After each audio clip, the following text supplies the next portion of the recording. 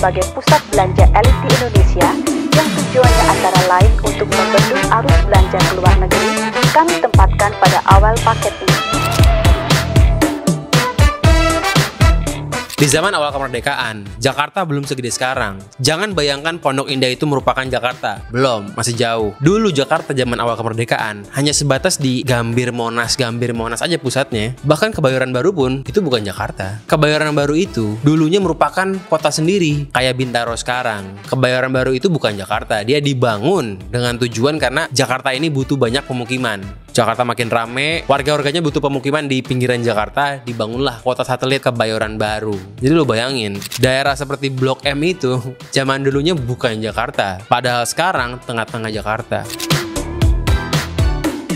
Kebayoran Lama dulunya itu adalah Tangerang. Baru akhirnya aja mulai masuk ke Jakarta. Balik ke Kebayoran Baru. Ya kalau sekarang betul sih, udah nggak banyak orang tinggal di Kebayoran Baru. Padahal dulunya dibangun khusus fokusnya buat pemukiman. Sekarang apa? Sekarang rumah-rumahnya udah berubah. Kalau yang di Jalan Raya udah jadi ruko. Kalau yang di belakang ruko juga udah pernah jadi restoran. Contoh kalau di Sambas tuh, ada restoran Kambing Kairo misalnya. Itu dulunya rumah warga. Ya sekarang udah jadi restoran kan. Ciri khas Kebayoran Baru itu ya, rumah-rumahnya itu banyak tamannya. Jadi semua rumah itu dibangun mengelilingi taman. Maka jangan heran kalau kita ke Kebayoran Baru itu tamannya banyak banget. Itulah seharusnya pemukiman yang sehat tuh. Banyak ruang ketiganya. Ruang ketiga itu adalah ruang di mana masyarakat itu berkumpul. Ruang pertama itu adalah keluarga di rumah sendiri. Ruang kedua di mana? Ruang kedua itu di tempat kerja atau di sekolah kalau anak kecil ya. Tempat lo mencari uang lah kalau orang dewasa kayak kita nih. Ruang kedua itu di kantor. Tapi ruang ketiga ini penting banget. Ruang ketiga ini adalah tempat di mana masyarakat berkumpul untuk bermasyarakat. Bisa di mall, bisa tempat ibadah, bisa di taman. Ya, makanya kita apresiasi di zaman Ahok dan Anies banyak penambahan ruang ketiga. Di zaman Ahok ada RPTRA di Ganggang. Itu menurut gue kebijakan yang terlalu top gitu loh. Sangat top. Ya, Ganggang kecil itu kan orangnya jarang yang bisa punya ruang ketiga. Dibangunlah RPTRA, taman-taman kecil di Ganggang. Itu top banget itu. Di zaman Anies pun demikian. Ruang ketiga itu merupakan aspek yang sangat diperhatikan. Banyak dibangun taman-taman baru. Supaya apa? Supaya warga bisa bergaul, supaya kualitas hidup dia meningkat. Nah, itu mencontoh kepada konsep dasar pembangunan Kebayoran Baru. Pemukiman yang seharusnya ya seperti Kebayoran Baru pada zamannya. Nah, siapa yang bangun Kebayoran Baru? Kalau Pondok Indah kan yang bangun Ciputra. Kalau Bintaro yang bangun Jaya. Kalau Kebayoran Baru yang bangun namanya CSW.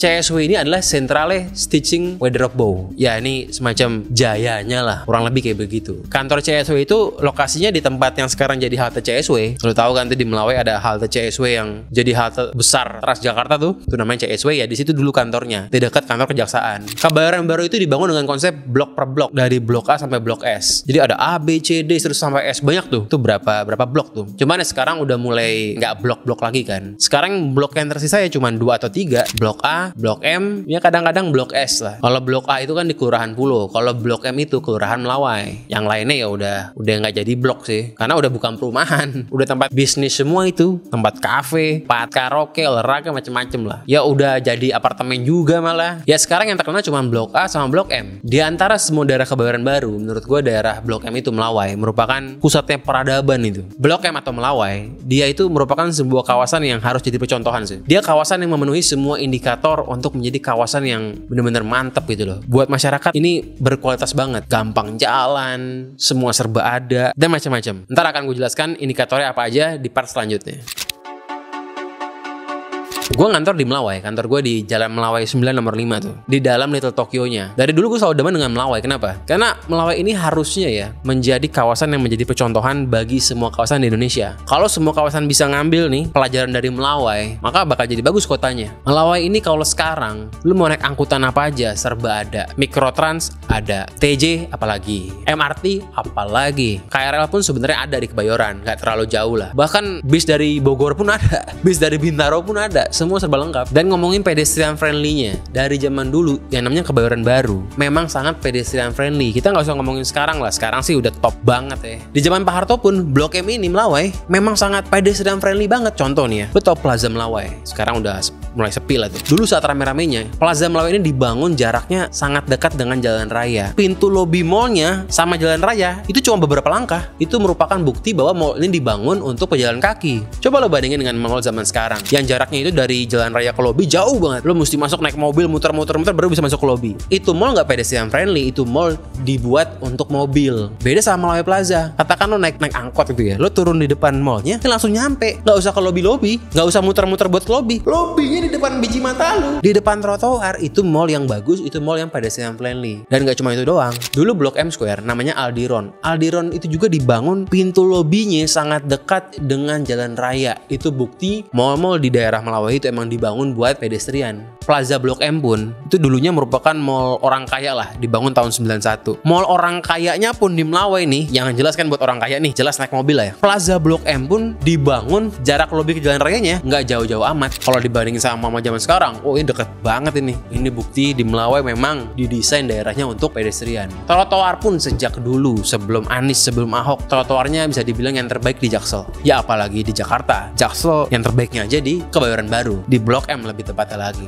Sekarang trotoar terlebar ya salah satunya adalah di Blok M di Melawai. Lu mau jalan kaki rame-rame pun masih banyak space sisanya. Ada nggak di Melawai PKL jualan di trotoar? Susah nyarinya, saking rapinya. Memang daerahnya ini pedestrian friendly, dijaga gitu loh sejak dulu sampai sekarang. Melawai ini tahun 80-an merupakan lokasi mejeng paling hits. Kenapa bisa menjadi lokasi mejeng paling hits? Ya karena ini kawasan yang pedestrian friendly. Lu kalau mau mejeng, pamerin mobil katakan nih zaman tahun 80-an nih, zaman-zaman Boy, ya lu parkir mobil langsung bisa mejeng. Kalau sekarang bisa nggak? Susah. Kalau di Blok M dulunya ngetop jadi tempat mejeng gara-gara itu. Memang dibikinnya super mix gitu loh. Mobil parkirnya dengan manusia jalan kaki ya di situ-situ aja. Dan indikator lainnya kenapa jalan kaki di Melawai itu lebih menyenangkan dibanding jalan kaki di tempat lain. Oke lah, sekarang setelah zaman Anies sama Ahok banyak tempat yang bagus trotoarnya. Tapi nggak semua tempat yang trotoarnya bagus itu enak buat jalan kaki. Nggak semua tempat yang trotoarnya bagus itu pedestrian friendly. Kenapa? Karena pedestrian friendly itu gak cuma sekedar ngomongin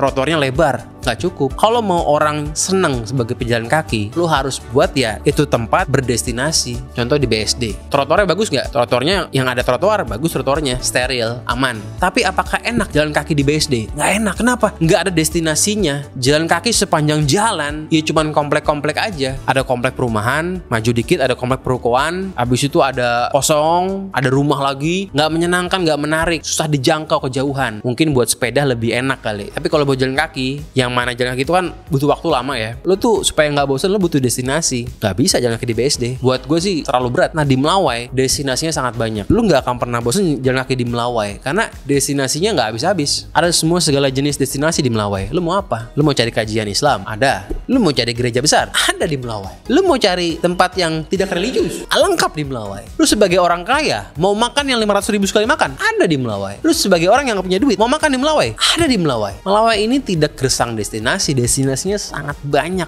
amat banyak. Dan gilanya untuk segala jenis kalangan, ini kawasan yang harus jadi percontohan. Lu nggak bisa bikin kawasan yang nggak mix gitu loh. Semua dibangun elite only misalnya. Iya gue tahu di Melawai nih, kalau ada yang tinggal di Melawai KTP-nya Melawai pasti orang kaya, gue tahu. Cuman destinasi di Melawai ini nggak hanya untuk orang kaya. Kalau ada sebuah daerah yang dibikin homogen, miskin semua atau kaya semua, daerah itu nggak akan maju-maju banget. Contoh kalau di daerah gue nih ya, gue tinggal di Lebak Bulus. Lebak Bulus ini dominan komplek perumahannya. Akan kalah bagus perekonomian daerahnya dengan katakan Tebet. Tebet ada orang kayanya banyak, tapi yang belum kaya pun juga banyak. Makanya Tebet itu perekonomian lebih hidup. Kalau Lebak Bulus jam 9 pun sepi, karena lebih dominan komplek perumahannya. Yang suka sepi ya enak mungkin, tapi yang suka keramaian, yang suka pusat peradaban, ya enakan Tebet kemana-mana. Nah itulah Blok M, destinasi untuk semua orang. Bahkan untuk orang religius dan tidak religius pun di situ pusatnya. Ini gelo ini. Bawa mobil ya bisa buat mejeng. Jalan kaki pun bisa. Naik angkot bisa. Naik bis ini gelo ini. Bahkan mall kayak mall Blok M pun, lo tau mall Blok M ya? Mall Blok M itu mall yang di bawah tanah tuh. Mall yang pintu masuknya itu di terminal tuh, terminal Blok M. Itu juga jarak pintu lobby ke jalan rayanya 0 meter, bukan 1 meter, 0 meter. Literally turun dari Transjakarta, yaitu pintu lobbynya. Itu pintu lobby mallnya. Ya meskipun sekarang udah jadi mall zombie ya, udah nggak laku, tapi itu adalah bukti semua mall di kawasan Melawai ini entah ada peraturan atau enggaknya ya, tapi secara kebetulan dibangun jarak lobby ke jalan raya 0 meter,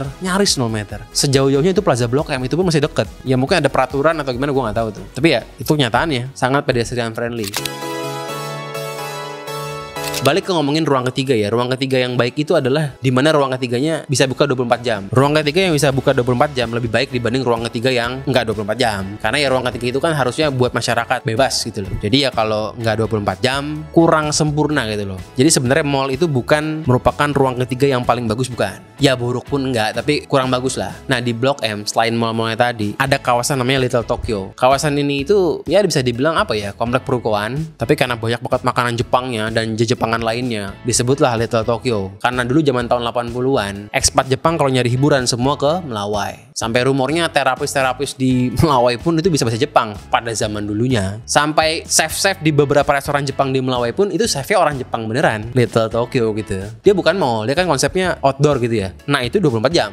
24 jam dia nggak ada tutupnya, dia 24 jam. Itu memenuhi indikator ruang ketiga yang baik tuh. Bukannya 24 jam. Di Melawai juga ada taman literasi yang baru tuh, tapi itu kan punya swasta ya, dia nggak buka 24 jam. Tapi itu juga merupakan contoh ruang ketiga yang bagus sih, kecuali dari soal jam bukanya aja. Tapi selebihnya itu ruang ketiga yang top menurut gua. Lo bisa nonton konser gratis, tempatnya nyaman, banyak ruang terbukanya, top itu. Yang hebatnya lagi di Melawai, lo mau jalan kaki, lo mau jaywalking sangat mudah. Jaywalking adalah nyebrang sembarangan. Nyebrang sembarangan itu hanya bisa dilakukan saat mobil itu didesain untuk nggak ngebut. Di Little Tokyo mobil nggak ada yang ngebut. Jadi lo tuh mau nyebrang sembarangan gampang. Lo nggak perlu pakai zebra cross karena ya mobil memang didesain untuk nggak bisa ngebut di situ. Lo bisa jaywalking tuh namanya. Itu indikator pedestrian friendly yang paling peak tuh, yang paling top tuh. Bisa dengan mudah jaywalking, itu tempat mantap itu. Di Melawai lain yang selain Little Tokyo pun sebenarnya gampang buat nyebrang kecuali jalan rayanya ya. Di jalan perumahannya pun ya gampang, mau nyebrang sembarangan juga aman-aman aja. Kecuali jalan Melawai rayanya ya, itu kan jalan raya. Dan indikator ruang ketiga yang baik terakhir adalah tempat ini bisa buat semua kalangan. Orang kaya, orang miskin, wibu, anak gaul, pendosa, dan religius. Ini orang gila, ini tempat gila ini. Itulah indikator ruang ketiga yang baik juga. Bisa buat semua orang, nggak eksklusif. Jarang ada tempat di mana semua orang bangga di situ, semua kalangan. Makan ceban bisa, makan sejuta bisa juga. Lu pendosa besar, oh banyak pilihannya. Lu orang nyari kajian haus akan ilmu agama, ada juga. Terbesar di Jaksel nih Masjid Nurul Iman. Ya setahu gua terbesar di Jaksel. Ya, correct me if I'm wrong lah. Tapi gue yakin terbesar di Jaksel. Datang ke Melawai, terutama di Little Tokyo gitu ya, malam minggu, itu ramainya kayak di Shibuya tuh. Rame berat. Siapapun nanti gubernurnya, harusnya perbanyak kawasan-kawasan kayak di Melawai ini di Jakarta. Perbanyak yang kayak Melawai ini. Tempat yang tidak eksklusif, tempat yang banyak destinasinya, gampang jalan kaki, semua serba ada. Ini harus dicontoh ini. Ya dipelajari, dikaji dulu kenapa Melawai menjadi tempat yang baik sebagai ruang ketiga. Diaplikasikan ke tempat-tempat lain yang mungkin bisa ditiru buat daerah Sabang kali ya. Sabang itu kalau dibikin tempatnya lebih beragam destinasi lagi, itu mungkin bisa menjadi the next Melawai gitu. Itu juga tempatnya oke tuh Sabang tuh. Cuman belum se-oke Melawai ya sebagai ruang ketiga. Gue ini baru aja ngambil S2 di UI, kajian perkotaan. Ya kecintaan gue pada perkotaan itu dimulai di Melawai. Kantor gue pun di Melawai karena memang gue cinta Melawai. Ya nggak heran Melawai ini emang daerah percontohan. Ya nggak heran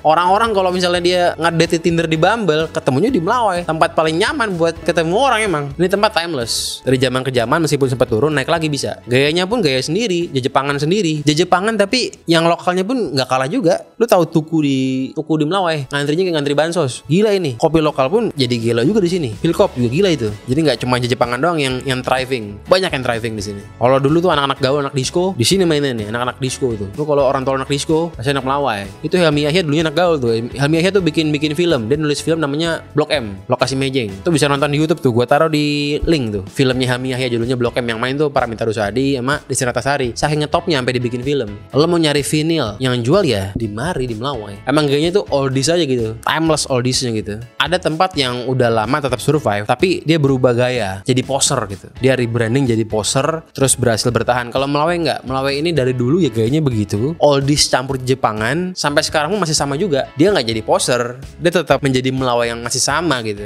Coba tes, kalau bapak lo anak gaul, ajakin ke Melawai, pasti dia masih bisa merasakan vibes ya ini Melawai yang dulu, masih sama aja. Nah kantor gue Gamal nih, saking kita cinta kepada Melawai, karena ini kawasan panutan yang harusnya dicontoh nih buat semua kawasan lainnya, ya kita membuat sebuah tribut. Kita bikin sebuah parfum yang namanya Melawai. Ini parfum baunya itu menggambarkan ketimelessan Melawai. Baunya oldies tapi nggak kuno. Baunya timeless, bukan bau poser. Baunya gaul, tapi bukan gaul zaman now. Kalau anak gaul zaman now, parfumnya pasti ada vanilanya. Ya itulah semua parfum zaman sekarang vanilla. Gua pun kemarin bikin Vice City ada vanilanya. Tapi yang ini punya gaya sendiri. Ini nggak ada vanilanya. Ini perpaduan woody, aromatik, patchouli dan juga spicy. spicy. Woody itu bau kayu-kayuan. Kenapa gue pilih bau woody? Karena Melawai itu timeless, bau kayu timeless. Itu kenapa ada woody-nya. Dan itu merupakan notes paling utamanya. Bau woody bisa buat bapak-bapak, bisa buat anak muda. Ya bau timeless, bau kayu. Nextnya ada bau patchouli. Patchouli ini baunya itu minty-minty herbal. Ya oke lah, ada sedikit orang yang bilang agak balsem. Tapi bau patchouli ini banyak yang bilang kalau nyium patchouli itu kayak bring back old memories. Dia itu kayak Melawai. Masih ada old memoriesnya. Nah, notes terakhirnya ada warm spicy. Warm spicy ini aroma yang menunjukkan percaya diri. Kenapa percaya diri? Karena gini, semua orang bilang bau yang keren itu bau yang dingin. Karena kan keren itu cool. Kan cool itu kalau diterjemahin keren kan?